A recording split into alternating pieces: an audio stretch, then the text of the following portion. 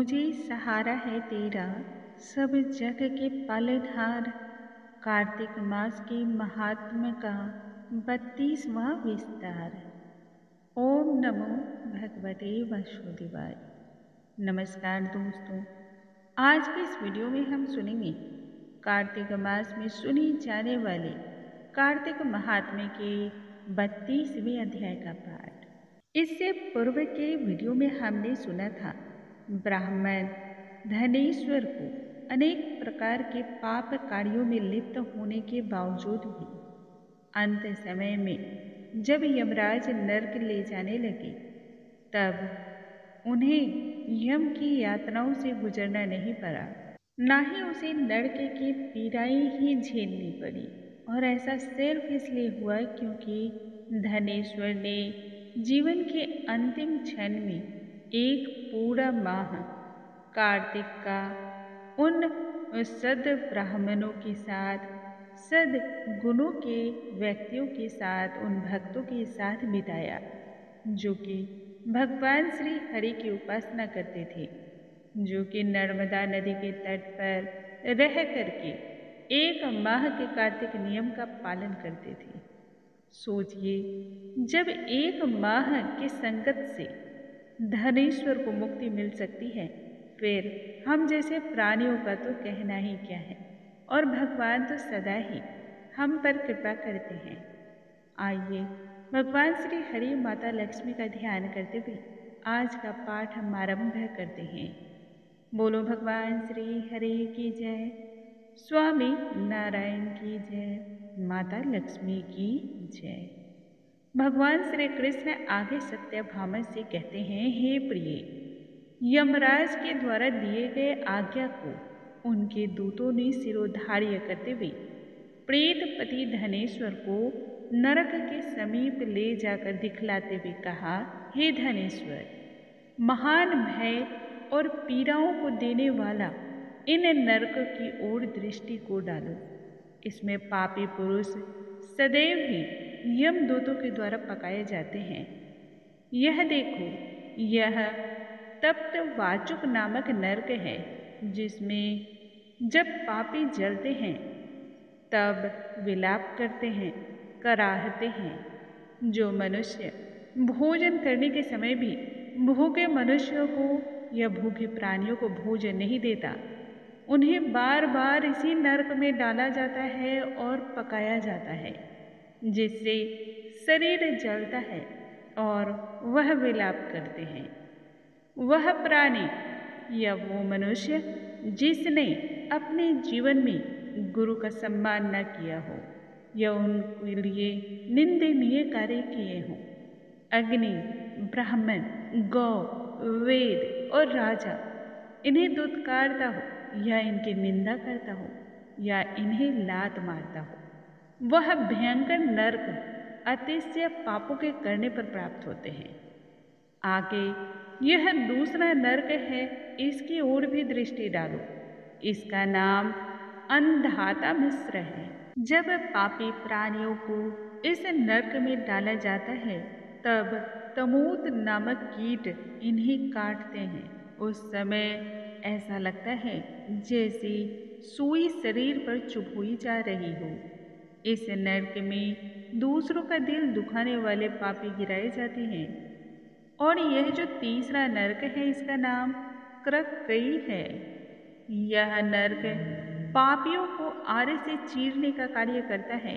इस नरक में स्त्री तथा पुत्रों के वियोग कराने वाले मनुष्य को कराही में पकाया जाता है।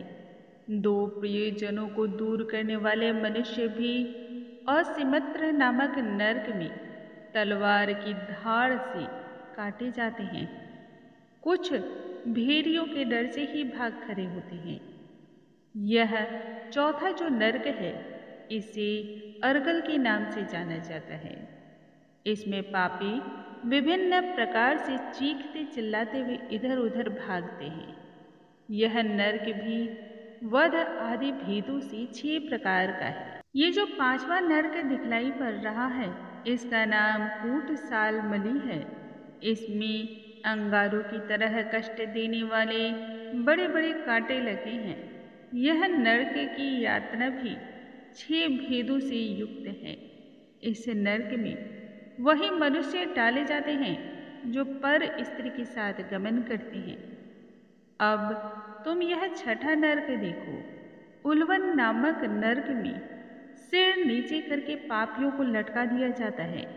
जो लोग भक्ष्या भक्ष्य का विचार नहीं करते, लगातार दूसरे की निंदा करते हैं, चुगली करते हैं, उन्हें इस नरक में डाला जाता है। दुर्गंध से युक्त यह नरक भी 6 प्रकार का है। 7वां नरक कुंभी पाक है और यह अति ही भयंकर है तथा यह भी 6 प्रकार के हैं। इसमें महापाप करने वाले मनुष्यों को पकाया जाता है। इस नरक में सहस्त्रों वर्षों तक यातनाएं भोगनी पड़ती हैं और यह सबसे पीड़ादायक नरक है। जो पाप इच्छा रहित किए जाते हैं वह सूखे और जो पाप इच्छा पूर्वक किए जाते हैं वह पाप आर्द कहलाते हैं। इस प्रकार से शुष्क और आर्द भेदों से यह पाप 2 प्रकार के हो जाते हैं। इसके अलावा भी अलग अलग 84 प्रकार के पाप कहे गए हैं। जो भी मनुष्य अपने जीवन काल में जैसा भी कर्म करता है उसे उन्हीं के अनुरूप पाप कर्मों की सजा दी जाती है और उसे पकाया जाता है। जो कि तुमने कार्तिक के माह में कार्तिक व्रत करने वाले भक्तों के संसर्ग में अपना जीवन व्यतीत किया, उससे पुण्य की वृद्धि हो जाने के कारण ये सभी नरक तुम्हारे लिए नष्ट हो चुके हैं। इस प्रकार धनेश्वर को सभी नरकों का दर्शन करा करके प्रेत जो दूत थे वे उसे यक्ष लोक में ले गए। वहां का उसे राजा बना दिया गया। वही कुबेर का अनुचर धनक्षय के नाम से बाद में प्रसिद्ध हुआ। बाद में महर्षि विश्वामित्र ने उसके नाम पर तीर्थ बनाया था। कार्तिक मास का व्रत महाफल प्रदान करने वाला है एवं इस माह के समतुल्य दूसरा ना कोई अन्य माह है और ना ही दूसरा कोई अन्य पुण्य कार्य ही है। जो मनुष्य इस माह के व्रत को करता है, एक निष्ठ होकर के भक्ति करता है एवं भगवान श्री हरि की निमित्त उपासना करता है, जागरण और कीर्तन करता है, उस व्यक्ति के दर्शन करने मात्र से ही मनुष्य का उद्धार हो जाता है। वैसे भक्तगण अंत समय में मोक्ष को पाकर के वैकुंठ धाम प्रस्थान कर जाते हैं। बोलो भगवान श्री हरि की जय, स्वामी नारायण की जय, माता लक्ष्मी की जय। दोस्तों, आज के इस वीडियो में हमने सुना कार्तिक मास महात्म्य के 32वें अध्याय का पाठ। कल के वीडियो में आगे की कथा के साथ हम फिर से मिलेंगे। तब तक के लिए नमस्कार दोस्तों।